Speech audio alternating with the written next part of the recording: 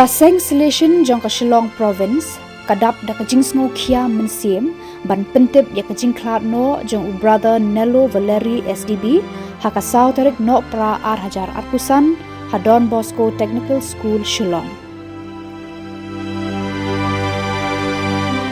Lakha ya u brother Nello Valeri haka pratarik unai wing khat khandai spa lai ko pra.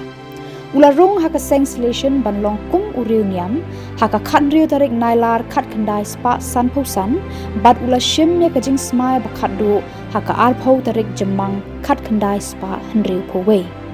Ula wan shari India haus nam khat khandai spa san pu khandai bat ula IT yala ka jing em kum uriu niam na ka benta ki khon samla.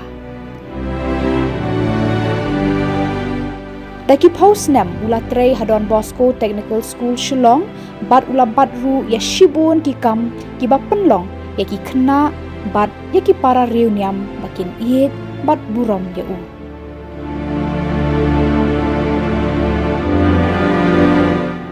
U brother Valeri ula kladno hakarta ka ba prapo news nem.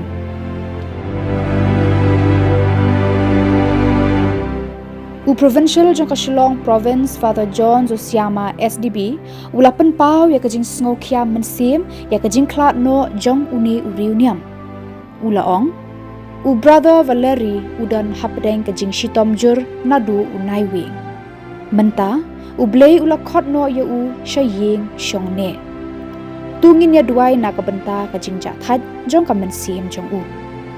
Kan sedon kamas kerpang nak benta ka Jingkhlad ka mensim jo u brother Valeri haka sauterik no pra ar hajar arpusan haka por henriu baje janmit.